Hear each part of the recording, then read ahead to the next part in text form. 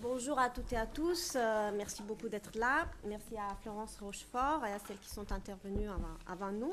On commence donc la première table ronde de cette deuxième journée intitulée Politique des genres. Donc cette table ronde abordera les programmes publics et les actions concrètes mises en œuvre sous cet intitulé, aussi bien au niveau national français qu'au niveau européen et au niveau international, avec une attention particulière portée au travers de la Tunisie aux changements intervenus depuis les printemps arabes de 2011.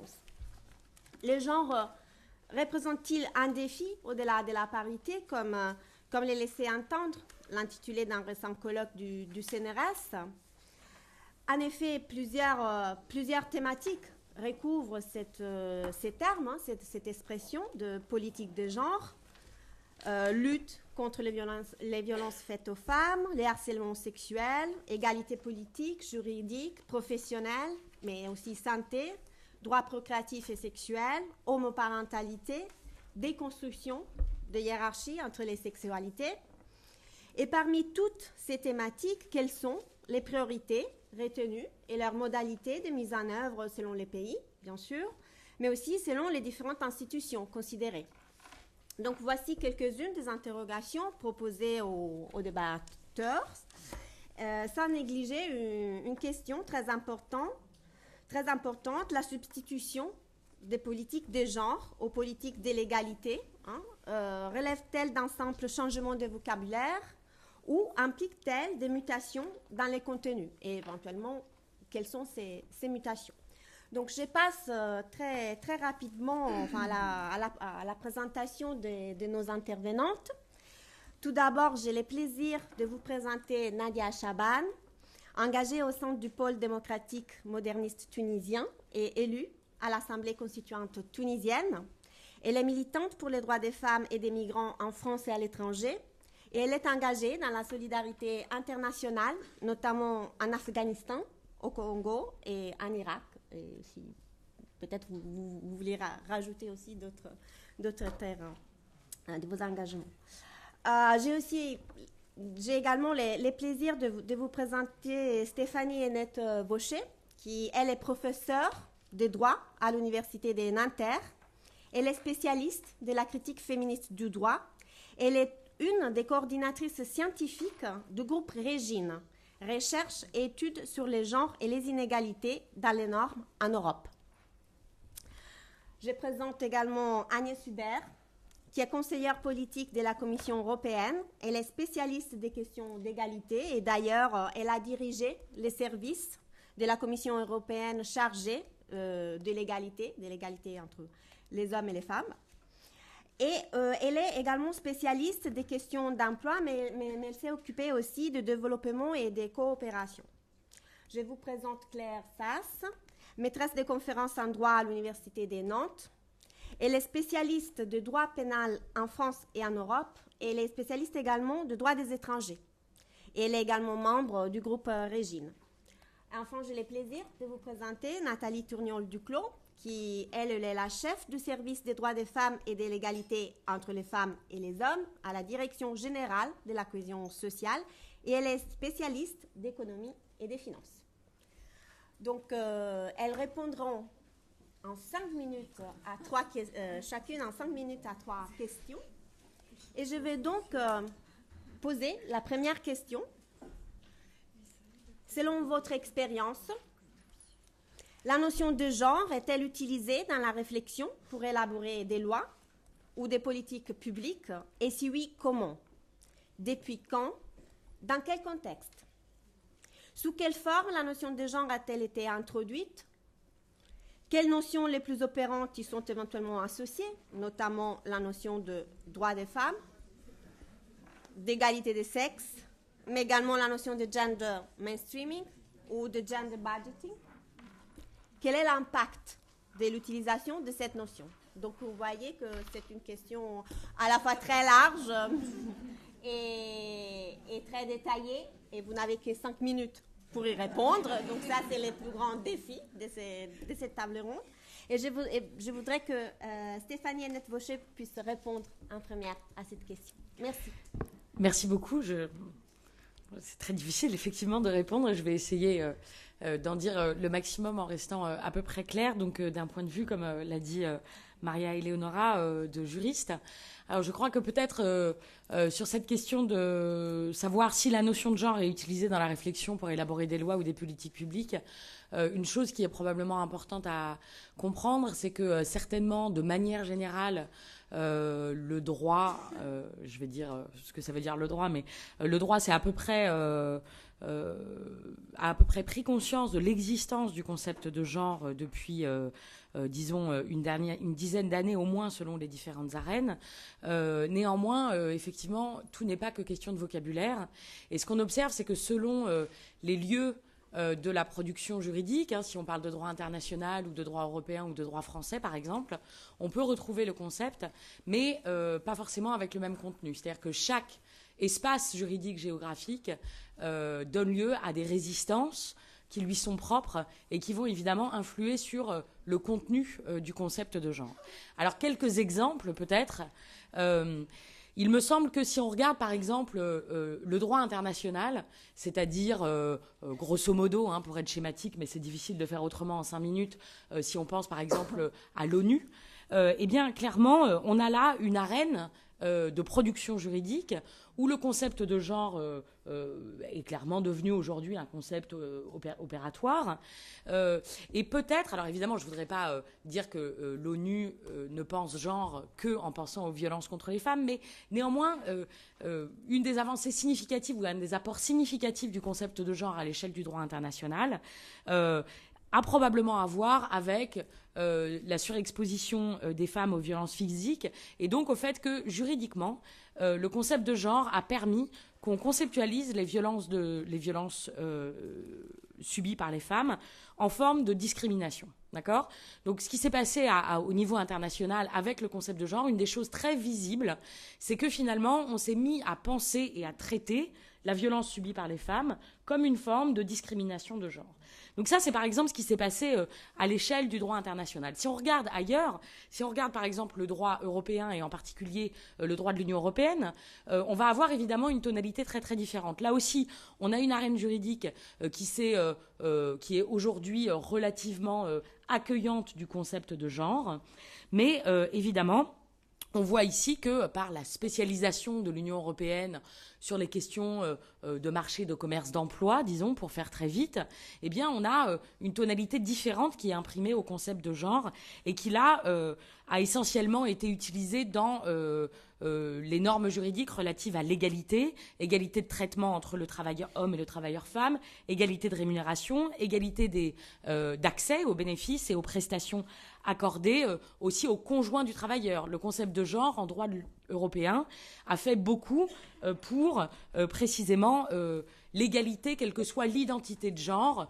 homosexuel, transsexuel, etc., par exemple des conjoints de travailleurs. Mais si on regarde, et ça sera mon dernier exemple, si on regarde en revanche le droit français, on a une tonalité qui est assez différente. Il me semble qu'une instance qui s'appelle la Commission nationale consultative des droits de l'homme, la CNCDH, a publié en avril, je crois, dernier, en avril 2012, un avis sur le genre qui, à mon sens, est très emblématique de la position du droit français par rapport au genre, qui est une position où à la fois il y a des avancées incontestables par rapport au début des années 90, par exemple, mais où il reste des hostilités conceptuelles très très fortes. Alors des avancées considérables, je pense que chacun a à l'esprit la spécificité en France de l'importance accordée par le droit au concept de parité. Et évidemment, tous les débats qu'il y a eu à la fin des années 90 et qui sont allés jusqu'à la révision de la Constitution pour permettre ce qu'on a appelé les lois de parité, qui en fait ne contiennent pas le mot, mais la question n'est pas là. Donc les lois favorisant l'égal accès des hommes et des femmes aux mandats électoraux et aux fonctions électives. Bon, c'est un concept qui n'est pas dépourvu d'ambiguïté. Il est regardé parfois de manière très étonnée par nos collègues étrangers. Il n'est pas dépourvu d'ambiguïté parce que il a été accommodé à une ligne qui a été érigée en ligne française d'un républicanisme fondé sur un citoyen abstrait. La question de la parité a été construite comme une question de principe plus que comme une question de droit des femmes. Donc ça reste un concept qui est très abstrait. Donc il n'est pas dépourvu d'ambivalence, mais néanmoins il prouve on a aujourd'hui du recul, il prouve une certaine efficacité. C'est-à-dire que ce qu'on a acquis à la fin des années 90 dans le champ initialement tout à fait circonscrit de la représentation politique, eh bien on voit qu'aujourd'hui ça s'étend, et ce qui est plus intéressant encore, c'est que ça s'étend sans polémique, ou sans grosse polémique, puisque en 2011, par exemple, une loi a été adoptée pour tendre un égal accès des hommes et des femmes au conseil d'administration des grandes entreprises. En mars 2012, une loi a été adoptée pour assurer une meilleure présence des femmes dans la fonction publique, et en particulier dans la haute fonction publique.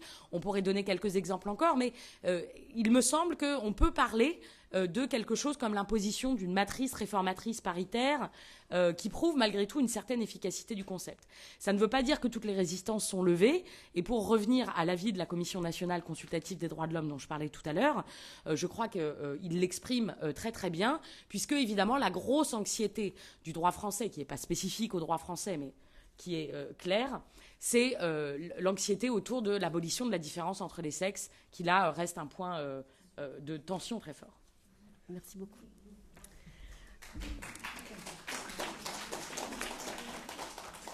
Bien, j'invite maintenant Nathalie Tournion-Duclos à prendre la parole et à répondre à cette batterie de questions en 5 minutes. 5 minutes. Alors, déjà, je suis un petit peu le vilain petit canard de la portée, puisque je dois être la seule à ne pas être universitaire, mais seulement et surtout aux fonctionnaires. Et je pense qu'il est intéressant de savoir d'où je parle. Hein. C'est du point où nous, on essaye, auprès maintenant de Najat Vallaud-Belkacem, de définir une politique en faveur... Alors, du droit des femmes, j'avoue qu'on a été un peu déçus par le choix du titre du ministère, mais je pense que même la ministre n'a pas eu son mot à dire. Cela étant, comme vous le savez tous, les mots ont un sens, et il est intéressant qu'on se soit arrêté à droit et que égalité n'y soit même pas. Vous faisiez allusion à penser les rapports de pouvoir.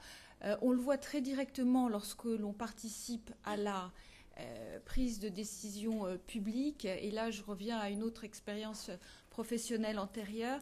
C'est vrai que lorsqu'il m'est arrivé de participer à des réunions budgétaires, ou ce qu'on appelle les conférences budgétaires à Bercy, où on décide du budget d'un ministère, au début des années 90, j'étais souvent la seule femme autour de la table. Et je pense que c'est pas sans lien. L'importance du droit international a été soulignée, et je tiendrai d'autant plus à le souligner que sans les engagements internationaux de la France, je ne dis pas qu'il est quasi certain, mais il est probable que le service du droit des femmes tel qu'il existe actuellement n'aurait pas subsisté dans le mouvement de réforme qui s'appelait la RGPP, la Révision générale des politiques publiques.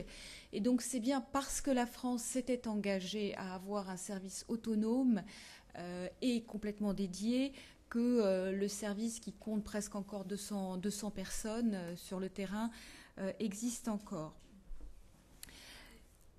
Maintenant, je voudrais en arriver au point où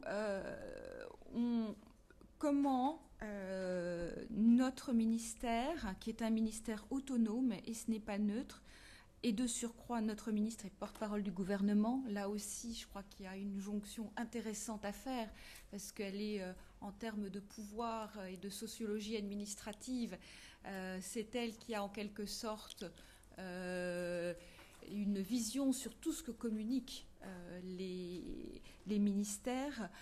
Comment nous allons procéder? Nous avons eu très rapidement un enchaînement de textes et déclarations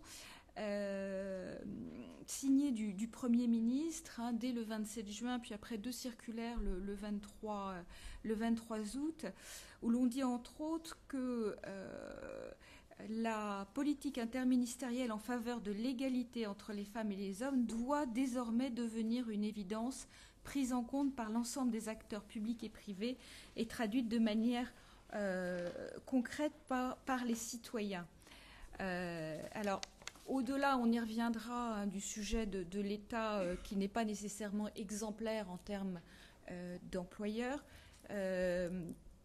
Il y a l'idée de chausser enfin les lunettes du genre pour l'ensemble des départements ministériels et donc de mobiliser tous par des relais administratifs très, très classiques. Donc ont été désignés des hauts fonctionnaires à l'égalité dans chaque ministère, souvent avec un rang extrêmement important pour qu'ils soient en position de peser sur la prise de décision.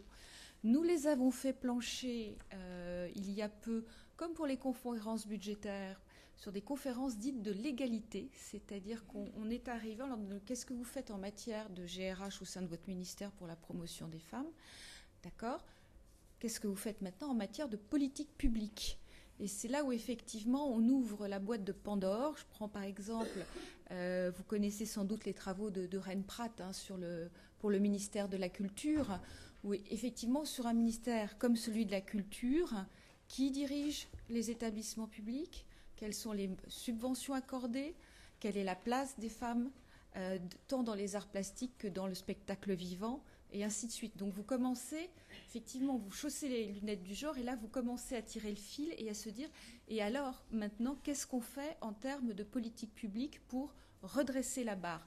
D'où d'ailleurs l'importance d'avoir toutes les statistiques nécessaires pour mesurer les écarts. Et là, je dois dire, j'étais assez surprise en prenant mes fonctions il y a un an. Par exemple, quand on me dit qu'il y a 150 000 décrocheurs par an en France, 150 000 jeunes qui sortent du système scolaire, je me dis, il y a combien de filles? Le ministère de l'Éducation nationale a eu un peu de mal à me dire « Ah bah oui, je crois qu'on doit avoir un quart de filles. » Voilà. Donc, rien que le fait que ça ne soit pas mesuré, et là c'est l'ancien économiste qui vous parle, si c'est pas mesuré, ça n'existe pas. Hein. Donc on a commencé effectivement à travailler, comme je vous le disais, avec l'ensemble des ministères, et on aura un comité interministériel, enfin notre cuisine interne, pour avoir en tout état de cause un plan qui concernera l'ensemble des politiques publiques portées, hein, ça peut être la politique de la ville, comme le ministère de la Défense, à la mi-novembre. Nous allons aussi, et ça je pense que ça va être un exercice intéressant, sensibiliser les ministres. Tous vont avoir une formation au genre de 45 minutes.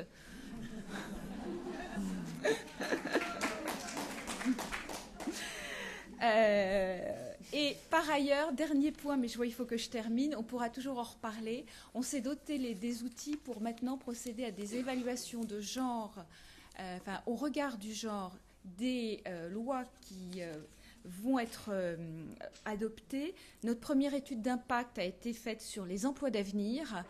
L'an prochain, on va s'attaquer au projet de loi de finances et au projet de loi de finances de la sécurité sociale. Et là, on tombe sur des sujets bien connus du côté de l'Union européenne, de gender budgeting, sur lesquels on pourra revenir. Merci beaucoup. Eh bien, je passe donc la parole à Agnès Hubert. Bonjour, je suis très contente d'être pour la première fois à l'Institut Émilie du Châtelet. Je vais ajouter à la qualité d'intrus qui est soulignée par Nathalie un autre qualificatif, non seulement chez haute fonctionnaire, mais haute fonctionnaire européenne de surcroît. Donc, ce que je vais vous dire, c'est véritablement une vision de l'intérieur des institutions européennes, comment le genre a émergé dans le corpus de notre vocabulaire politique, et ensuite de nos pratiques, puisque quand on parle de gender mainstreaming, c'est véritablement dans les pratiques. Donc, quelques idées forces. D'abord, je pense que le genre a été une révolution tranquille. Ça a été avec d'une part un certain nombre d'acquis sur lesquels on pourra revenir, pas mal de dommages collatéraux aussi.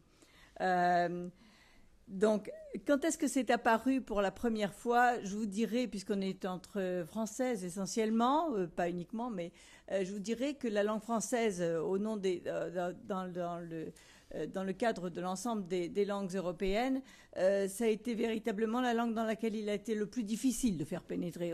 C'était beaucoup plus facile de parler de gender, généraux, etc., que de genre. Mais la première fois que ça a été que on note le mot dans un document de la Commission européenne, ça a été, et je crois que c'est le tournant, c'est Pékin. Hein, c'est la conférence de Beijing en 1995. C'est le 29 mai 1995, la Commission fait une communication qui s'appelle « Un nouveau partenariat entre les femmes et les hommes, participation et partage égal ». Pourquoi le genre déjà intervient comme un peu une révolution dans cette communication? Je dirais, pour être bref, peut-être que le terme partenariat reprend en fait sous une forme moins connotée l'idée de contrat de genre qui à l'époque était développée pour la conférence de Pékin par le lobby européen des femmes et les actrices de la société civile. Donc déjà partenariat, on ne parle plus uniquement que des femmes. Il y a également, en parlant de participation et partage égal, il y a également une référence à la sphère privée, au partage des femmes domestiques des tâches domestiques entre les femmes et les hommes, et également l'idée d'une responsabilité systémique. Je pense que ces trois éléments qui sont extrêmement importants dans la construction qu'on fera après du genre dans les politiques et comment le genre a remplacé progressivement une politique, je vais dire, d'égalité. Alors ça a été d'égalité des chances, d'égalité tout court, d'égalité des droits, mais qui existait quand même en germe et ensuite qui a été développée dans la sphère européenne depuis 1958, à partir de l'article 119 du traité de Rome sur travail égal, salaire égal. Alors, pourquoi est-ce à ce moment-là que le terme genre est apparu ? Il y a toute une série d'éléments qui pourraient justifier que ça apparaisse à ce moment-là. Il est important de noter que c'est la recherche féministe. Alors je pense à Gail Rubin en 1975, je pense aussi à tous les travaux de John Scott. La recherche féministe avait quand même bien débroussaillé et amené cette question de genre. Il y a aussi dans la sphère européenne en particulier le début d'une conscience des limites qui sont atteintes par les politiques qui sont centrées sur les femmes, notamment la tension qu'il y a entre cette notion de protection. Il faut des législations protectrices pour les femmes, en particulier sur le marché du travail, mais également on voit les actions positives, les actions affirmatives, les actions positives qui commencent à apparaître, tension un petit peu entre les deux. Notamment problème dans le cadre, y compris d'ailleurs les actions positives contestées par la Cour européenne de justice elle-même comme étant discriminatoires par rapport aux hommes. Persistance également des inégalités de traitement et de rémunération, et ceci en dépit d'une grosse percée des femmes sur le marché du travail à partir du début des années 80. Donc, dans le milieu des années 90, les femmes sont déjà bien installées sur le marché du travail, dans leurs emplois précaires, mais elles y sont bien installées. Et donc, il y a en même temps des pressions des milieux professionnels, de l'entreprise, etc., pression des femmes elles-mêmes pour changer changer de vision sur les politiques que l'on va mener au niveau européen.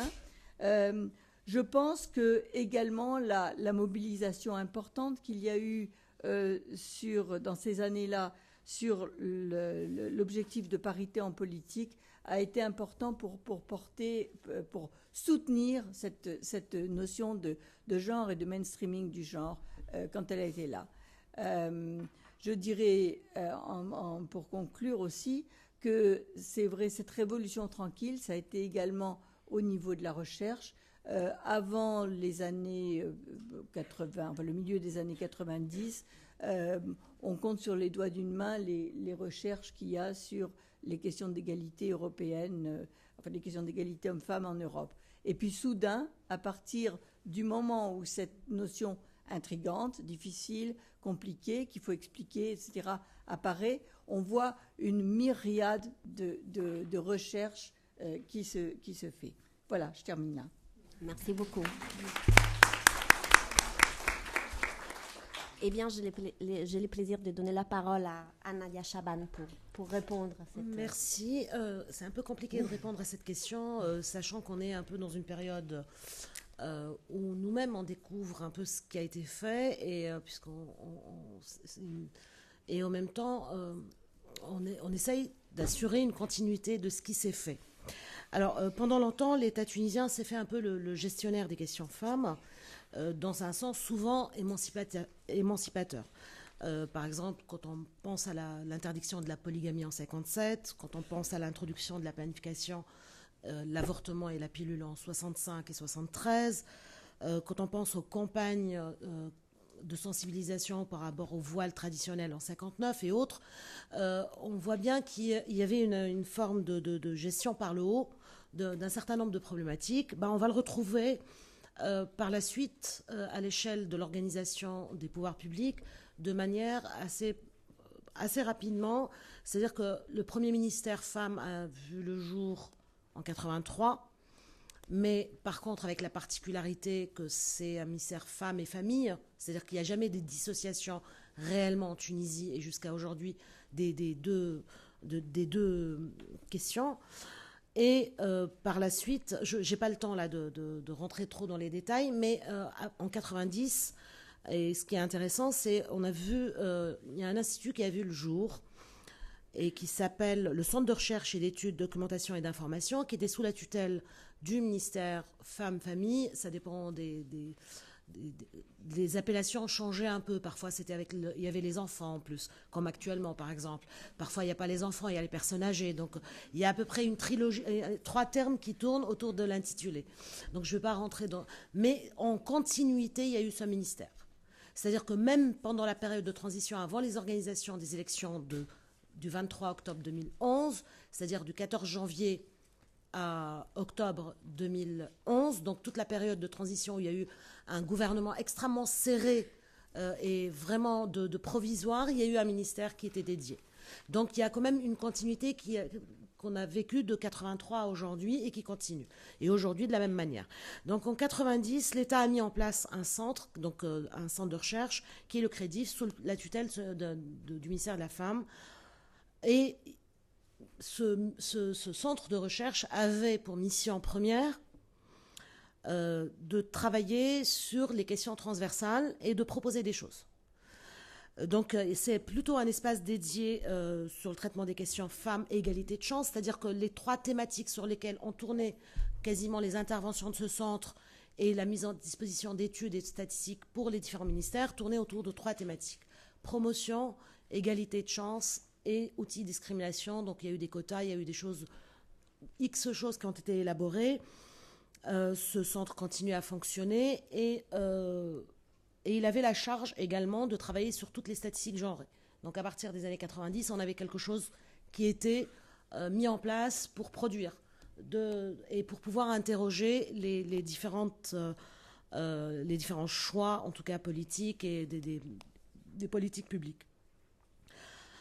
Donc ce centre de recherche, qui n'était pas qu'un centre de recherche, il a participé à tous les travaux quasiment des différentes commissions nationales et orienté des choix politiques, c'est-à-dire qu'au niveau, donc il y avait un croisement qui était fait de manière permanente. À chaque fois qu'il y avait besoin d'élaborer des lois ou de réfléchir sur un plan quinquennal pour X sur l'emploi ou autre, il y avait des chercheurs et des intervenantes du centre étaient associés aux commissions nationales qui étaient mises en place. En parallèle de ce centre, il y avait un observatoire qui a vu le jour 3 années plus tard et qui, lui, avait plus... c'était plus un outil de contrôle et d'évaluation. Et donc, les choses, c'est un peu rentré dans les habitudes du fonctionnement des différents ministères. Donc, c'est des choses qui sont prises en compte et toujours sous les 3 thématiques. Promotion, développement et question égalité de chance, avec un souci particulier sur les dernières années par rapport aux femmes rurales et au développement des régions. Donc, si vous voulez, j'essaye d'aller vite parce que les 5 minutes s'écoulent.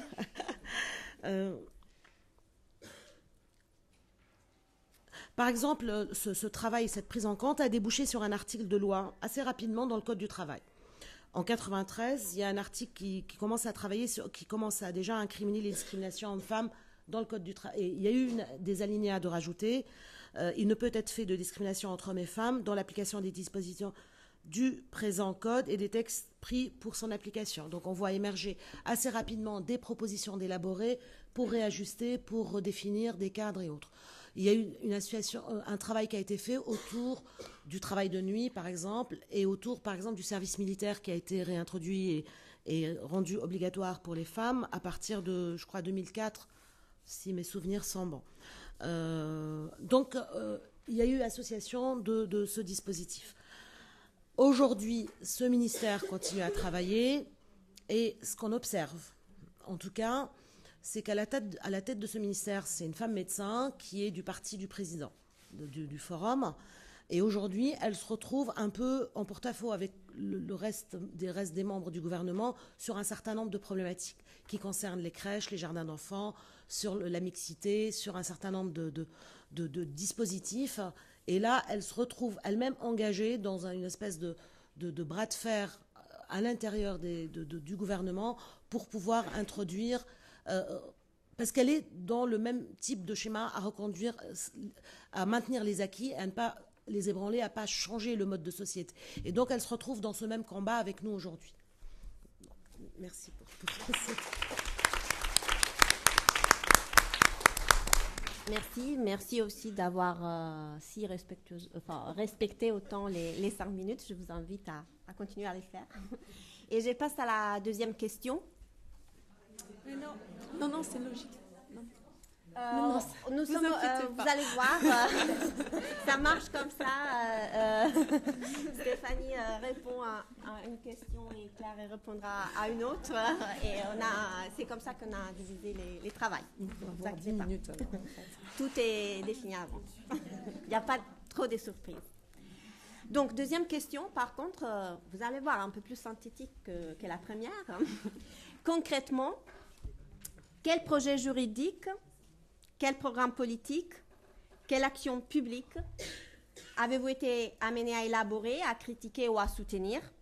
Selon quel modèle, malgré quelle résistance et avec quels résultats? Quel projet, quel programme ou quelle action a eu le plus d'impact? Je donne cette fois la parole en premier à Nathalie Tourniol-Duclos. Merci. Je voudrais revenir, alors en plus à l'époque j'avais une casquette qui était aussi associative et pas seulement de hauts fonctionnaires.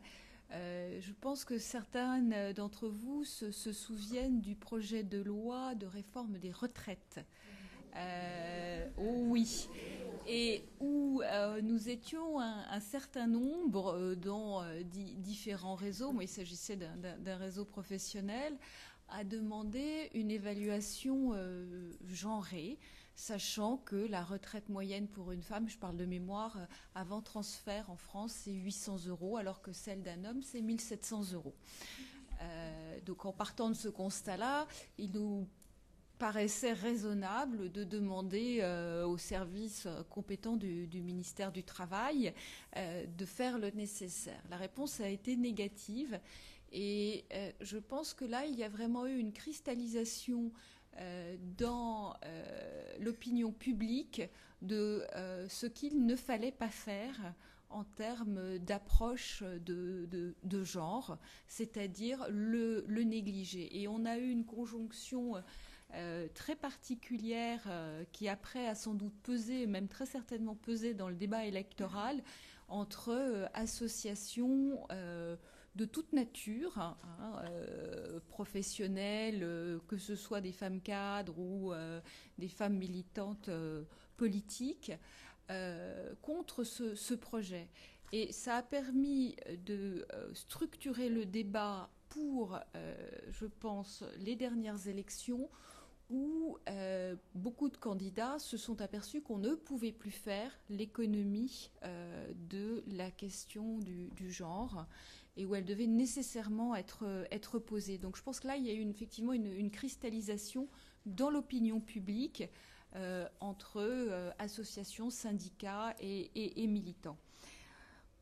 S'agissant d'un sujet que j'ai en revanche poussé, alors il se trouve effectivement que je présidais une association qui réunit, je ne préside plus parce que sinon je serais en conflit d'intérêts, mais une association qui réunit des femmes hauts fonctionnaires, et donc depuis très longtemps, le milieu des années 90, on s'est réunis, on se rendait compte qu'il se passait des choses au moment des nominations et que quand ça devenait important, il n'y avait plus de femmes. Je le dis d'autant plus que je gérais les ressources, l'encadrement supérieur du ministère des Finances à l'époque. Donc il y a eu des rapports qui ont commencé à voir le jour, le rapport de Madame Colmou en 99 par exemple, et à l'époque la délégation aux droits de la femme au Sénat avait dit que l'objectif de la parité devrait être atteint au plus tard en 2010. Voilà. Bon, c'était en 1999. Donc, mais effectivement, pas de sujet. Je me souviens très bien, là je parle vraiment en tant que militante associative, donc j'allais voir, il se trouve que je connais les codes étant dans le milieu, donc c'est plus facile d'obtenir un rendez-vous au ministère de la fonction publique ou chez le Premier ministre. Donc ils étaient extrêmement intéressés par les propositions que l'association pouvait faire en termes de réforme de management, réforme de ressources humaines, mais alors quand on parlait de nomination de femmes, c'était vite expédié en 10 minutes. Ça se traduit, et là je vais citer Françoise Milewski, entre 2000 et 2006, la part des femmes dans les postes de direction est passée de 12 à 16%, soit 4 points de plus en 6 ans. À ce rythme, il faudra attendre 54 ans pour que la représentation des femmes atteigne la part qu'elles ont dans les emplois, et près de 60 ans pour atteindre la part qu'elles ont parmi les cadres A. Parce qu'en plus, on se rendait compte, fonction publique extrêmement féminisée, fonction publique majoritairement féminisée s'agissant des cadres, mais bien évidemment, les nominations n'étaient pas faites à due concurrence du vivier. Donc, c'était un projet de très longue haleine qui s'est cristallisé grâce, et on en a parlé, à la réforme constitutionnelle de 2009, à la loi dite Copé-Zimmermann de représentation des femmes dans les conseils d'administration des entreprises cotées. La nomination n'est pas valable et donc le CA ne peut pas se réunir, et là on tape au portefeuille dès lors qu'il n'y a pas le nombre de femmes. Et brusquement, prise de conscience quand même d'une partie des pouvoirs publics en disant on ne peut pas imposer aux entreprises, aux grandes entreprises de surcroît, ce que l'État ne s'impose pas à lui-même. D'où ce que l'on a appelé la loi Sauvadet. Cela étant, on est arrivé par la toute petite porte, puisque la loi dont je vous parle, qui est du début de cette année, était en fait une loi pour réduire la précarité dans la fonction publique. Précarité essentiellement féminine. On doit être à 8 ou 9 lois de résorption de la précarité. C'est essentiellement les femmes, les précaires dans la fonction publique. Il ne faut pas se tromper. Mais là, on est arrivé juste par un amendement législatif et on a enfin réussi à passer. Mais alors, ce que je ne peux pas vous raconter, c'est toutes les discussions auparavant avec mes chers collègues, en particulier des réunions des ministères techniques ou de grands ministères régaliens, m'expliquant, mais madame, on n'a pas le vivier. On n'a pas le vivier. Et l'ENA ouvert depuis 1945 aux femmes et l'X depuis 1974. Donc, on a enfin un dispositif. Je ne dis pas que c'est la panacée, mais simplement c'est pour vous montrer qu'il y aura fallu au moins 15 ans, voire plus, puisque notre association avait été fondée en 1997, pour parvenir à entrer par une petite porte et faire une loi qui s'appliquera au 1er janvier 2013. Je vois que j'ai terminé. Juste, elle s'applique au 1er janvier 2013, c'est-à-dire qu'en ce moment sont nommés plein d'hommes. Comme ça, ils gardent des femmes sous le coude et ils vont pouvoir en nommer à partir du 1er janvier 2013. Bien évidemment, ma ministre l'a fait remarquer.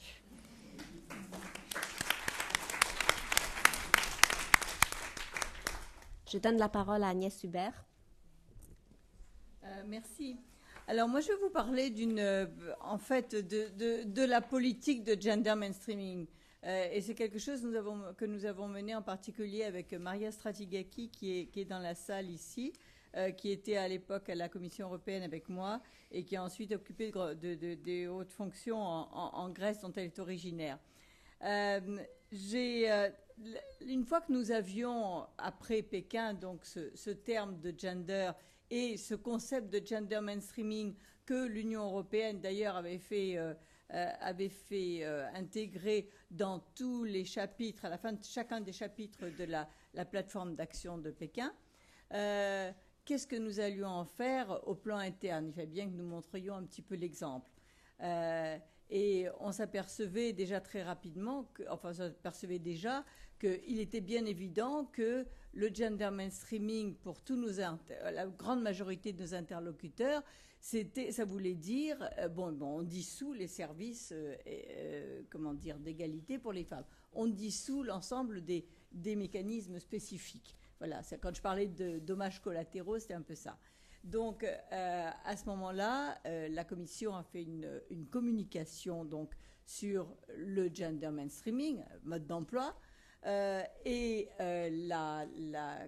principal message de cette communication était de dire que le gender mainstreaming, c'était nécessairement lié à une double approche, c'est-à-dire d'une part l'intégration de l'impact du genre dans l'ensemble des politiques et programmes, mais également le maintien de mécanismes et d'actions spécifiques en faveur des femmes, sans lesquels on n'arrivait pas à égaliser la situation. Donc c'était véritablement l'insistance au niveau politique sur le fait que c'est un ajout et non un substitut aux actions positives et mécanismes spécifiques. La deuxième chose, c'est aussi comment on intégrait ce gender mainstreaming comme un processus dans le fonctionnement des institutions pour que cet impact de genre soit effectivement pris en compte. Il y avait toute une révision de la gouvernance interne, puisque soudain le genre, ce qui était précédemment l'égalité homme-femme, avait des impacts sur l'ensemble des politiques. Il fallait donc mettre en place une gouvernance nouvelle et intégrer dans la dynamique bureaucratique des institutions européennes cet élément nouveau. Alors ça s'est fait avec cette communication dont je vous parlais, qui date de 1996, avec un vademecum aussi qui a été fait avec des éléments beaucoup plus concrets sur la manière de mettre en œuvre le gender mainstreaming, qui a été fait en 1998, et puis par un avis du comité consultatif, des rapports annuels sur la mise en œuvre du gender mainstreaming, et en 2000, première fois qu'on revoit le programme quinquennal pour l'égalité, à ce moment-là, il y a une stratégie et un programme, mais une stratégie qui intègre le fait que l'ensemble des politiques doivent pouvoir répondre de la manière dont elles intègrent le genre dans leur politique.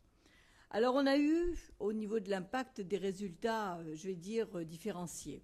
Comme parmi les bonnes pratiques, on peut citer à l'époque la politique régionale, qui a pris la question très au sérieux, et dans les orientations politiques qui sont transmises qui sont agréées au niveau européen et ensuite qui doivent être mises en œuvre par l'ensemble des États membres, la question du gender mainstreaming a véritablement fait l'objet de paragraphes spécifiques et d'instructions et préconisations très fermes.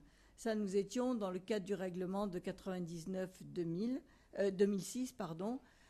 Depuis 2006, la question a été fort diluée, et dans les nouvelles propositions que la Commission fait en matière pour la prochaine période budgétaire qui commencera en 2014, la question du genre est pratiquement absente, enfin, elle n'est pas exprimée de manière forte. Politique de la recherche, alors là je pourrais être très longue, mais comme j'ai que 5 minutes, je ne vais pas... il y a toute une politique qui a été développée au sein de la recherche qui a été très intéressante sur femmes et sciences. Là on ne parlait pas de gender, on intégrait d'abord les femmes, mais c'était véritablement du gender mainstreaming et qui s'appuyait sur la communication qui avait été faite en 96, etc. Et qui, encore une fois, dans les 5e et 6e programmes d'action, a été extrêmement importante, au point de demander, les chercheurs parmi vous qui auraient postulé à ces programmes ont peut-être connaissance du fait qu'on demandait aux chercheurs, aux coordinateurs de projet, de faire des plans d'égalité, et c'était véritablement une des conditions de l'acceptation de leur projet. Ce n'est plus le cas dans le 7e programme, et ce n'est plus le cas dans le dernier programme. J'en termine là. Ça a été important aussi en matière de relations extérieures et de développement. Là encore, je vous renvoie à une communication de la Commission. Et puisque je crois que c'est Maria-Eleonora qui parlait tout à l'heure de gender budgeting, oui, au niveau du budget, il y a eu à la demande du Parlement européen une étude de faisabilité qui a été faite sur la possibilité d'intégrer le gender budgeting dans les politiques européennes. Et puis la Commission a changé, et puis le nouveau commissaire ne s'en est pas saisi, et puis on en est toujours là. Merci beaucoup. Je passe donc la parole à Nadia Chaban. Moi, je vais aborder cette question pas du côté des pouvoirs, puisque avant le 14 janvier, comme vous le savez, j'étais plutôt dans l'opposition. Et donc, plutôt vivant engagé dans les associations et dans le mouvement féministe tunisien à partir de la France. Donc, entre 2000 et 2003, il y a eu toute une campagne de sensibilisation qui a été engagée par la TFD, qui est une association autonome féministe qui était opposante également et qui est sur Tunis, l'association tunisienne des femmes démocrates, sur la question du harcèlement sexuel. Donc je parlais de cette expérience qui a débouché sur la mise en place d'une loi en 2004, c'est-à-dire que c'est la TFD qui a proposé un texte légal et donc après un travail qui a été fait en partenariat avec la Ligue des droits de l'homme tunisienne ainsi que l'AFTURD et la commission femmes du syndicat UGTT, et qui a été relayée par tout le mouvement associatif, qui finalement a débouché sur une loi qui a été en deçà des propositions faites par les féministes, mais qui a quand même été adoptée. Alors, je ne vais pas rentrer dans le détail de cette loi, si vous le souhaitez, on peut en parler, mais bon, je ne pense pas que ce soit l'essentiel. Il y a eu par la suite toute une campagne en 2006 qui a été engagée par le mouvement femmes contre des lois qui ont été mises en place sur le travail à mi-temps pour les femmes dans la fonction publique, c'est-à-dire payer 2/3 temps et un travail à mi-temps, où les féministes se sont opposées et qui sont rentrées en application en 2007. Alors, à partir de 2007, c'est des batailles autour de la question de l'égalité successorale, où il y a eu tout un travail une campagne, mais en même temps un travail de plaidoirie, mais au-delà d'enquête, puisqu'il y a eu quelques milliers d'enquêtés sur cette question, où on s'est rendu compte qu'il y avait une avancée dans les pratiques, mais pas du côté de la loi. Là, pour une fois, la Tunisie était à la traîne en termes légaux, alors en termes de loi, de dispositifs, alors que sur la question des mentalités, là, on avait dans la pratique des parents qui pratiquaient déjà l'égalité par rapport à la succession, en partie. Et la dernière bataille qui a été menée par les féministes et qui a débouché sur une victoire, ça a été celle de la parité. Jusqu'à 2011, on parlait plutôt de quotas, et il y avait un 30% qui était réservé à l'Assemblée nationale pour les femmes en Tunisie avant le 14 janvier. 30% avant élection, j'entends. C'est-à-dire qu'il y avait un quota qui était réservé pour la conduite des listes, et donc on a toujours tourné à peu près entre 20 et 25% à peu près de femmes, ou 27% de femmes à l'Assemblée, depuis les années 90. Pour les élections de 2011, pour le 23 octobre, donc demain, ça fera 1 an que ces élections auraient eu lieu, il y a eu une bataille qui a été menée à l'intérieur des instances provisoires, par les partis politiques et par des associations sur la parité pour les listes. Donc c'est un mode de scrutin paritaire par alternance, c'est-à-dire un homme, une femme ou bien une femme, un homme. Il se trouve que là où on n'a pas été vigilante, et on s'en est rendu compte après coup, c'est qu'il fallait se battre pour la tête de liste également, que la parité soit respectée pour les têtes de liste. Que le parti qui présentait 20 listes, il fallait qu'il y ait 10 femmes et 10 hommes en tête de liste. En raison du nombre de listes qui a été plus de 1600 listes à se présenter aux élections pour 217 places, effectivement, du coup, ça réduit un peu les effets de la loi puisque une seule composante politique a présenté des listes paritaires en tête de liste. D'ailleurs, c'est celle à laquelle j'appartiens. Tous les autres partis n'ont pas joué le jeu et il y a eu très très peu de femmes tête de liste. Et c'est pourquoi il y a beaucoup plus de femmes de Nada parce qu'ils ont eu plus de place, donc ils sont arrivés à la deuxième. Elles étaient en deuxième place et elles ont pu accéder aujourd'hui à 59 femmes sur les 217 élus, donc à peu près 27%. Et il y a une bataille qui est engagée, dont j'en parlerai tout à l'heure quand je vais parler de la Constitution, autour de cette question-là, mais au-delà des élections. Merci. Merci beaucoup.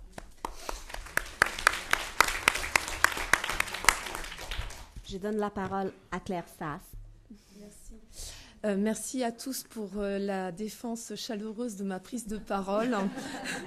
J'espère que votre enthousiasme ne sera pas émoussé par l'intervention d'une pénaliste à ce stade des travaux. Alors simplement, moi il m'appartient d'essayer de répondre à cette question sous l'angle que peut faire un projet tel que Régine dans le cadre des politiques publiques. Et en 2 temps, ce que j'aimerais vous montrer, c'est ce qu'on a pu faire sur un exemple très précis, qui est la décision du Conseil constitutionnel sur le harcèlement sexuel, dont on a beaucoup entendu parler, que peut apporter une analyse critique du droit, et pour dire rapidement, une analyse féministe du droit. Et puis, dans un deuxième temps, comment peut-on apprécier les effets de cette analyse? Qu'est-ce que ça donne? Est-ce que c'est réceptionné, notamment par le Parlement, lors des débats parlementaires pour la loi du 6 août, qui a de nouveau créé une infraction de harcèlement sexuel? Alors, s'agissant d'abord et je vais essayer de tout synthétiser en 5 minutes, c'est pas facile, vous me pardonnerez si c'est à la limite du schématique. S'agissant de cette décision du Conseil constitutionnel, donc la décision en quelques mots, c'est que l'infraction de harcèlement sexuel a été considérée comme n'étant pas suffisamment claire et précise, et qu'il fallait du coup, parce qu'elle était contraire à un principe très important pour les pénalistes et l'état de droit, le principe de l'égalité des délits et des peines, qu'il fallait purement et simplement l'abroger. La réception par nos collègues juristes et par nos collègues pénalistes a été quasi unanimement positive, et on a essayé de porter un autre regard sur cette décision, un regard critique qui portait principalement sur 2 points. Le premier point, c'était de dire quelle était notre curiosité face à cette décision du Conseil constitutionnel qui dit à un moment donné « Ah, c'est pas suffisamment clair, c'est pas suffisamment précis », alors que le code pénal est empli d'incriminations, d'infractions qui ne sont pas claires, voire qui n'ont aucune définition. Le viol en 1810 n'avait aucune définition dans l'ancien code pénal, et on a attendu quasiment 50 ans avant que la Cour de cassation en donne les éléments constitutifs. Et il se trouve que le Conseil constitutionnel ne censure quasiment, ou n'a censuré jusqu'à présent, que des infractions à caractère sexuel. Et pourquoi le couperet tombe à un moment donné sur ces infractions à caractère sexuel et pas sur les autres, hein, pas sur les violences, pas sur la bande organisée, pas sur le vol, etc., etc. Le deuxième point de la critique qui a été porté était un étonnement face au choix du Conseil de dire voilà, on abroge une incrimination, ce qui veut dire très concrètement qu'on supprime tout fondement en poursuite et qu'on empêche toute procédure de prospérer, à moins de trouver un autre fondement juridique. Hein. J'espère que vous me suivez et que c'est pas trop technique. Ce choix-là, c'est un choix qui, là aussi, a été salué par les juristes français en disant « mais c'est bien sûr, c'était une évidence ». Alors même que du côté du tribunal fédéral constitutionnel en Allemagne, on a pu décider d'abroger des incriminations, mais avec un effet reporté dans le temps. Cette évidence d'une abrogation immédiate, elle l'était peut-être en France, mais elle aurait pu être envisagée de manière différente. En tout cas, juridiquement, rien ne s'y opposait. Alors, comment apprécier ce travail qu'on a fait ? Alors, le moins qu'on puisse dire, c'est que le message n'est pas facile à faire passer. C'est pas facile à faire passer. Et du côté des parlementaires, notamment, tout le monde a relayé cette idée selon laquelle le harcèlement sexuel n'était pas défini en des termes suffisamment clairs et précis, certes, mais le juge avait fait ce travail d'interprétation et il suffisait de lire la jurisprudence pour se rendre compte qu'il y avait des éléments assez clairs et assez précis. On a adopté, enfin une loi a été adoptée et s'agissant de cette loi, s'il me reste encore un petit peu de temps, j'aimerais évoquer avec vous 2 points qui me semblent importants parce que dans cette loi, là aussi, le message n'est pas nécessairement passé. Premier point qui porte sur la notion d'identité de genre, j'en viendrai ensuite au harcèlement sexuel. Sur la notion d'identité de genre, il y a été fait référence lors des débats, ça a été même très discuté, mais finalement le choix qui a été fait a été de retenir la notion d'identité sexuelle au lieu de retenir la notion d'identité de genre. La méfiance à laquelle Stéphanie Hennette faisait référence des acteurs juridiques français à l'égard de la notion d'identité de genre, eh bien on l'a retrouvée lors des débats parlementaires. On peut penser que dans l'application pratique des discriminations à raison de l'identité de genre, identité sexuelle dans le texte de loi, on peut penser qu'en pratique, ça n'aura qu'une incidence limitée. On peut l'espérer, mais la certitude n'est pas non plus acquise. S'agissant du harcèlement sexuel, il me semble qu'il faut... alors, je ne vais pas vous faire un cours de droit pénal sur le harcèlement sexuel, rassurez-vous. Simplement, je crois qu'il faut insister sur le fait que la définition qui a été donnée du harcèlement sexuel est une définition qui met en avant notamment l'absence de consentement de la personne à laquelle sont infligés des propos ou des comportements à connotation sexuelle. Et que cette absence de consentement est quand même une question qui est récurrente, là aussi, pour les pénalistes. Et on pourrait se demander si, pendant les travaux, on n'aurait pas pu penser à l'idée de mettre en place une sorte de présomption d'absence de disponibilité sexuelle du corps humain ou d'absence de disponibilité sexuelle de la femme, plutôt que de demander, là aussi, à la plaignante d'apporter la preuve qu'elle a exprimer très clairement son refus. J'abuse un petit peu parce que je n'interviens qu'une seule fois, mais je vais terminer rapidement, c'est un abus limité. Simplement, en écho avec la présentation de Madame la conseillère régionale et son regret sur l'invisibilité des recherches portant notamment sur les violences faites aux femmes en matière sexuelle, pour parler là dans la lignée du harcèlement. On a quand même un certain nombre de recherches qui ont été menées en France, notamment grâce à une action thématique programmée au milieu des années 80. Et il y a des recherches qui ont été menées dans ce cadre qui sont tout à fait intéressantes et qui montrent bien que les processus de déqualification juridique où un viol entre époux passe en agression sexuelle ou une agression sexuelle passe en tentative, voire en harcèlement sexuel, ces processus-là étaient déjà à l'œuvre il y a 30 ans. Et je pense que si on refaisait ce genre d'études, et il y a des projets en cours à l'heure actuelle, on comprendrait qu'on n'a pas encore complètement dévoilé cette idée selon laquelle il y a une présomption de disponibilité sexuelle de la femme, peut-être en écho aussi avec les travaux de Colette Guillaumin. Merci beaucoup. Merci à vous.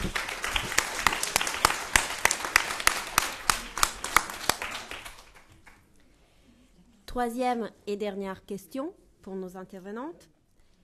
Selon votre expérience et votre point de vue, quels sont les enjeux d'avenir qui pourraient se dégager sur les terrains de l'action publique visant le genre et éventuellement sur les terrains du droit? Je cède immédiatement la parole à Nadia Chaban. Alors, les enjeux d'avenir par rapport à la Tunisie. Je ne vais pas parler de la Constitution puisque j'ai des questions réservées sur cet aspect-là. Donc je vais faire un bond d'une année, c'est-à-dire au-delà, c'est-à-dire que si j'étais élue pour un deuxième mandat et si on se retrouvait à élaborer notre programme, si on est, bien évidemment, si on est au pouvoir. Quelle va être, même si on n'est pas au pouvoir, si je reste dans l'opposition, quelles vont être les propositions qu'on sera amené à porter, à élaborer dans notre prochain programme. Alors, il y a 2 chantiers majeurs aujourd'hui qui sont incontournables et dont il va falloir tenir compte et aborder prioritairement en Tunisie. Un chantier premier qui concerne le travail informel, dont les femmes sont majoritairement victimes, puisqu'il correspond à peu près, on est sur une population de 11 millions de personnes, il y a 1 million de personnes qui sont dans le travail, qui sont concernées par ce secteur. Quand on pense à ce secteur, il intègre à peu près, si je vous donne quelques chiffres, on est sur, il représente 1 million, 1,5 million, certains parlent même de 42% de l'emploi total. Donc, vous dire l'importance que ça prend. Et il comprend des secteurs assez variés qui vont du commerce aux services en passant par l'agriculture.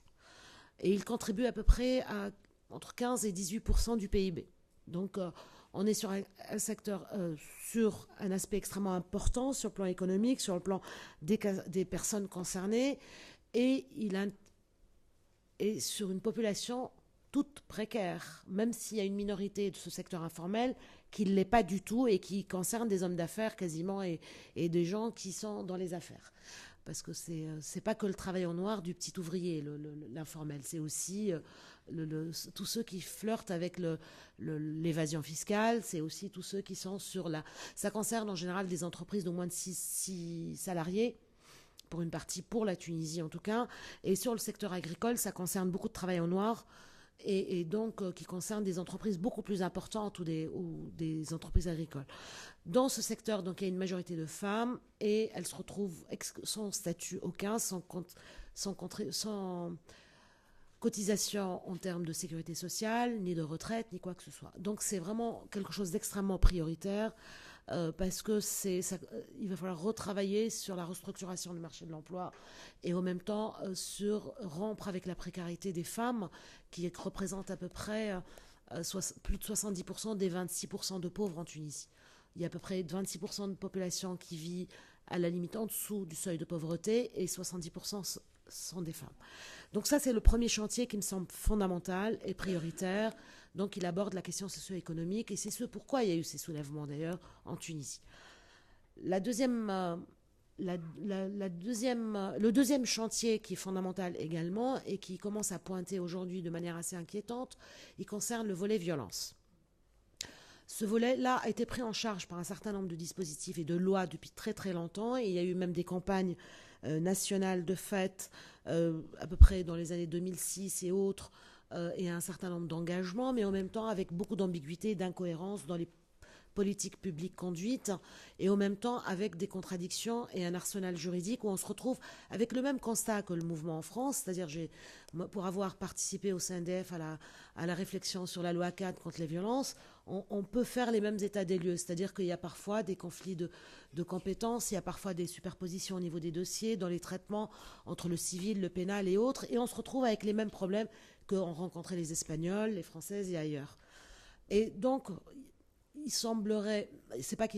féministes en Tunisie ont commencé à parler de loi cadre en 2009, 2010, et aujourd'hui, effectivement, avec une montée en plus de la violence à l'encontre des femmes depuis le 14 janvier assez inquiétante, ou avec la situation, l'instabilité que vit le pays aujourd'hui, on constate une augmentation de ces violences et en même temps quelque chose de l'ordre de la banalisation, pour en partie. Alors, donc, ça, c'est un deuxième chantier qui est extrêmement important et qu'il va falloir conduire en essayant d'avoir une réponse globale et qui intègre toutes les problématiques et qui ne soit pas uniquement du replâtrage par rapport aux dispositifs existants. Donc, le repenser réellement un peu dans l'esprit de la loi cadre qui a été élaborée en France en tenant compte de l'expérience espagnole et de ses limites, mais en même temps en tenant compte des limites également de la loi française et de la spécificité du pays. Donc voilà les 2 gros chantiers qui me semblent aujourd'hui être prioritaires, mais qu'on a commencé à bousculer un tout petit peu puisque la Tunisie souffre d'un manque de place, par exemple, et de foyers d'accueil pour les femmes victimes. Et on se retrouve avec aujourd'hui un foyer qui va ouvrir dans les 2 mois à venir, qui est probablement sur le mois de janvier. Donc il y a quand même une prise en charge aujourd'hui et une prise de conscience de la nécessité de faire des choses, et assez rapidement. Donc ça restera les priorités. Je pense que j'ai épuisé mes 5 minutes, donc à tout à l'heure.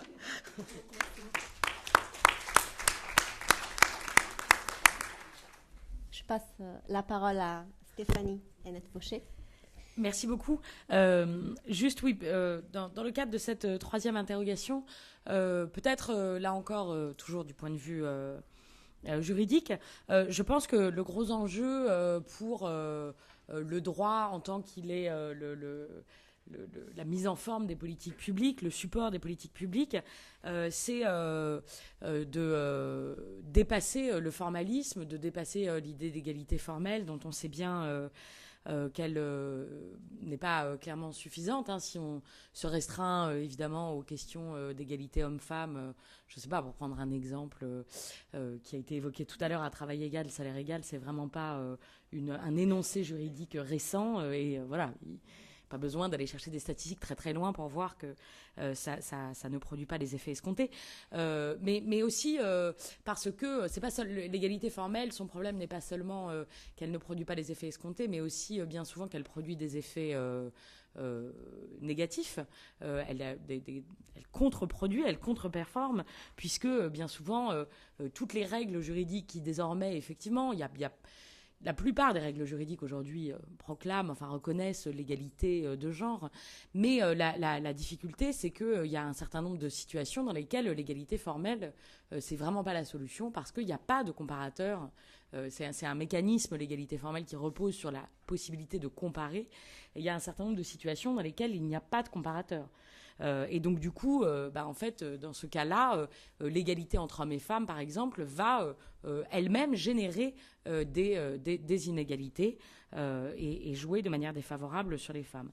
Alors, faire tomber, quitter cet empire qui a longtemps dominé la pensée juridique de l'égalité, qui est l'empire du formalisme, c'est un enjeu qui est très important, à la fois pour mener une évaluation des politiques publiques, et là, j'insiste vraiment sur un point qu'évoquait Madame Tourniol-Duclos tout à l'heure, qui est la nécessité impérieuse de contraindre tous les secteurs de l'action gouvernementale et qui produisent des politiques publiques à vraiment systématiser les statistiques, parce qu'après, on est très nombreux de différents points de vue à en avoir besoin, et on voit bien qu'elles n'existent pas aujourd'hui.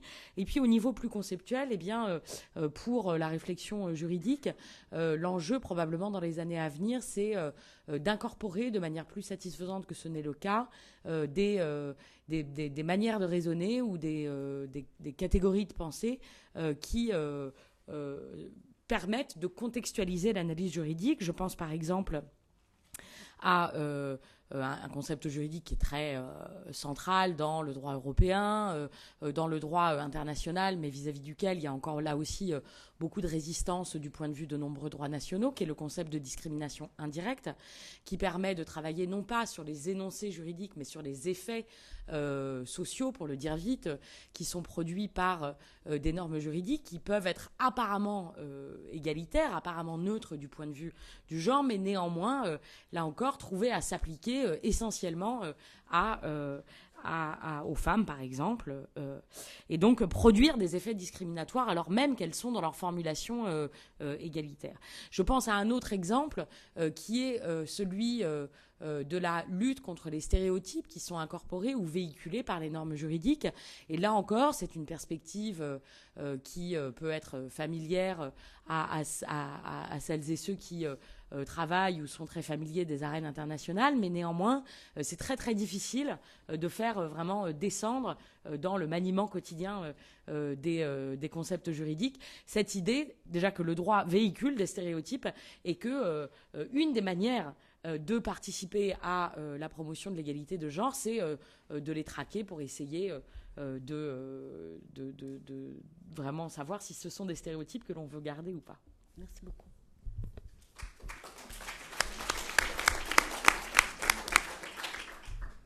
Agnès Hubert.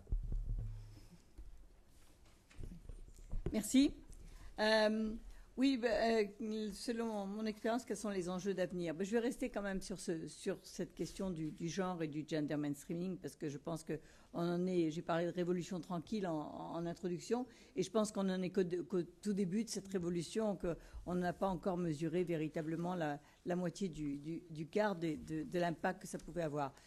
D'autant plus que si on imagine une société genrée, une société qui prenne véritablement en compte l'impact des politiques sur les discriminations et les inégalités, je pense qu'effectivement on n'en serait pas où on en est, y compris, je vais peut-être aller très loin, mais y compris la débâcle financière qu'on a vécue jusqu'à présent, et comment maintenant on sort de la crise. Peut-être trouverait-on d'autres manières que celles qui sont initiées à l'heure actuelle, ou avec d'autres valeurs. Donc je pense qu'il y a un pouvoir transformateur du genre. Donc c'est ce que je voudrais associer à cette révolution tranquille, c'est vraiment cette idée de pouvoir transformateur, et comment est-ce qu'on peut véritablement engager ce pouvoir transformateur dans tous les domaines de la vie. J'utilise souvent une métaphore dans le domaine des transports, et j'étais très contente l'autre jour de trouver un article d'une Canadienne qui disait que si la Commission européenne, si les institutions européennes étaient véritablement sincères dans leur projet sur le genre, elles auraient au moins alerté l'ensemble des autorités sur le fait que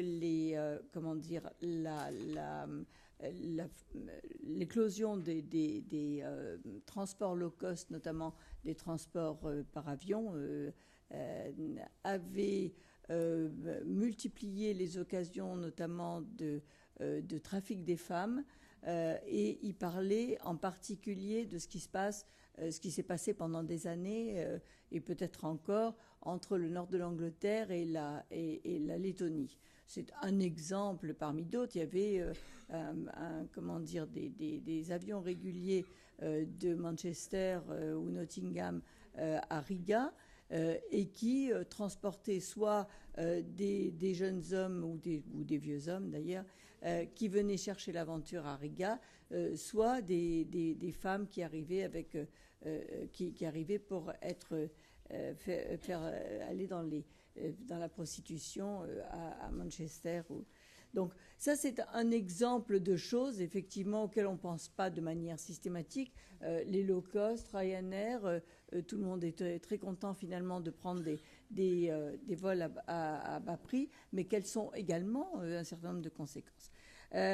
Donc maintenant, pour revenir, qu'est-ce qu'a signifié véritablement la question du genre? Quand on est passé de femme à genre, ça a signifié que on s'éloignait d'une définition biologique finalement de discrimination, pour reconnaître le rôle du patriarcat comme système culturel de domination des relations entre les sexes. C'était la construction sociale des sexes, mais c'était une expression un petit peu lourde en français précédemment, qu'on ne faisait pas passer dans le vocabulaire politique. Donc ça voulait dire quoi? Que la discrimination est reconnue comme systémique, et que la responsabilité n'est plus placée sur l'individu, la femme responsable de sa soumission, l'homme responsable de l'oppression qu'il exerce, mais qui implique une déconstruction théorique, puis une reconstruction, et qui intègre l'effet des inégalités dans les relations de pouvoir entre les femmes et les hommes. Qu'est-ce que ça peut vouloir dire en termes de politique publique? Alors, si je regarde les politiques européennes, je pense que ce qui est important, et c'est un binôme qu'on a beaucoup utilisé en Europe, élargissement et approfondissement. Élargissement, ça veut dire que c'est l'approche dynamique du genre par opposition à l'approche statique des politiques d'égalité, font que ces différences biologiques qui étaient universelles et immuables, mais les inégalités de genre qui sont définies par un contexte socio-culturel, maintenant peuvent différer dans l'espace et dans le temps, mais elles peuvent changer si on crée les circonstances favorables pour qu'elles puissent changer. Donc là, il y a une responsabilité de l'État, de la société, qui devient beaucoup plus évidente avec le concept de genre. Et donc, cela doit se faire dans l'ensemble des politiques. Approfondissement, pourquoi ? Parce que si l'inégalité est systémique et que l'égalité entre les femmes et les hommes est un objectif, c'est un objectif dans le traité de l'Union européenne, alors les conséquences économiques, sociales et politiques des inégalités doivent donc être recherchées et éliminées dans tous les champs d'action des politiques publiques et non plus simplement éliminer la discrimination. D'où la nécessité d'intégrer une perspective de genre dans toutes les politiques et programmes. Voilà. Donc, c'est ce que je voulais vous dire. On est sur un terrain inachevé. Je pense qu'il y a deux choses qu'il faut qu'on se souvienne. C'est ce maintien des instruments spécifiques. Je rappelle également l'existence d'un équivalent européen de l'Institut d'Émilie du Châtelet, c'est-à-dire l'Institut du genre qui est à Vilnius, qu'on a beaucoup de mal à maintenir, qui continue à subsister, mais également qui est toujours sur menace. C'est la même chose avec la Commission des droits des femmes du Parlement européen, avec l'unité spécifique à la Commission européenne. Mais ça, je pense que ça doit être véritablement un point sur lequel on ne doit pas transiger, premièrement, parce que c'est essentiel. Et la deuxième chose, c'est d'entrer dans les politiques, les politiques qui sont importantes, comme les politiques économiques notamment et financières à l'heure actuelle. Merci. Merci beaucoup. Je donne la parole à Nathalie Tourniol-Duclos. Merci. Moi, je vais repartir de l'action publique. Et je me suis posé la question en prenant mes fonctions de savoir comment, j'avais eu cette discussion-là avec plusieurs personnes qui m'avaient précédée dans les fonctions, hein, comme Brigitte Grésy, comment savoir si on a réussi sur une politique qui est portée comme la nôtre. Et un jour, je me suis dit, nous aurons réussi le jour où notre politique sera considérée comme celle de la sécurité routière. C'était un vrai problème de société, vous le savez, 15 000 morts par an, des comportements délinquants. D'ailleurs, pour souvent le fait d'homme, hein, si on regarde les statistiques de mortalité, oui, les femmes qui décèdent au volant sont souvent les passagères, hein, si ça vous intéresse. Et donc, je me suis dit, voilà, il faudra qu'un jour notre politique soit aussi évidente que celle de la sécurité routière pour tous les décideurs publics. Hein. Et là, je rejoins vraiment Madame sur l'idée de décideurs publics à sensibiliser. Et là, ça passe par, effectivement, comment faire. Alors, j'ai aussi demandé à mes collègues qui sont en charge de campagne comme les collègues de l'INPES qui sont en charge des campagnes pour la santé, tabac, alcool ou nutrition, il faut au moins 15 ans pour faire passer un message de façon profonde dans le substrat collectif. Bon, parti comme ça, comment faire ? Et là, on retombe effectivement sur les statistiques, se dire, voilà, il y a eu une étude, je pense que c'était le programme Daphné à l'époque, le coût des violences faites aux femmes en France par an, 2,5 milliards, et elle n'a pas été mise à jour depuis un certain nombre d'années. Chiffre à faire savoir, à répéter, 2,5 milliards par an à la collectivité. Imaginez le nombre de places, par exemple, de crèches qu'on peut ouvrir avec 2,5 milliards. Le Charles de Gaulle non équipé, c'est 4,5 milliards, hein, pour vous donner une métaphore, enfin une idée. Et puis, donc, autre domaine aussi, quel est le coût ? Et ça, je commence à voir quelques études anglo-saxonnes, mais j'en ai pas vu en France, alors peut-être que vous en connaissez, de la mauvaise intégration des femmes sur le marché du travail. Il y avait eu une étude britannique il y a très longtemps qui disait que ça impliquait plusieurs points de PIB de croissance. The Economist a mentionné cette semaine une étude de l'Institut Booth aux États-Unis qui montre le poids, ce que pourrait déclencher 1 milliard de femmes de plus, ils ont appelé ça le milliard manquant, de femmes de plus au travail. Et donc, voilà, c'est tous ces éléments-là que j'aimerais pouvoir, de ma petite fonction, assembler, sans doute avec l'aide de l'Union européenne, pour faire passer le message. Et puis, quel chantier? Moi, j'en reviens... Alors, il y a beaucoup de chantiers, hein, violence faite aux femmes... mais j'en reviens quand même à la ségrégation, et j'utilise le mot à dessein, la ségrégation qui existe en France sur le marché du travail.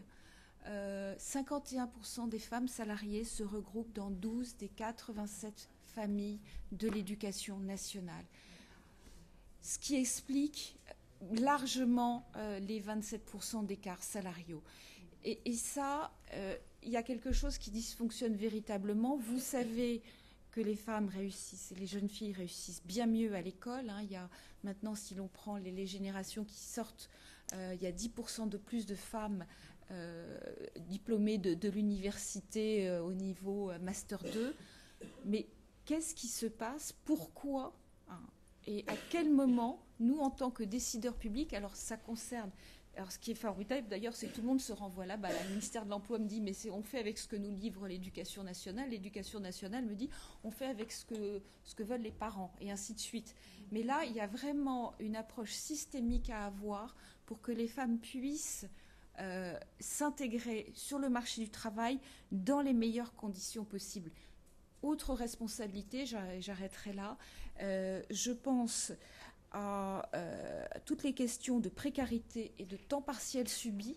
Bon, on va avoir une conférence de progrès avec la branche de la propreté, mais il y a des choses toutes bêtes pour éviter le temps partiel subi, et certaines entreprises ou certaines administrations le font déjà. C'est tout bêtement de faire le ménage dans la journée. Ça ne dérange pas grand monde, et ça change complètement le quotidien des femmes de ménage que vous croisez lorsque vous arrivez le matin pour prendre votre fonction. Moi, je me souviens, quand j'arrivais à Bercy, je voyais toutes ces femmes qui ressortaient, souvent d'origine africaine, et vous aviez le croisement du col blanc et de la femme précaire. Et ça, voilà, il suffit simplement d'un peu de bon sens et de bonne volonté collective. Pouvoir transformateur du genre, comme vous dites.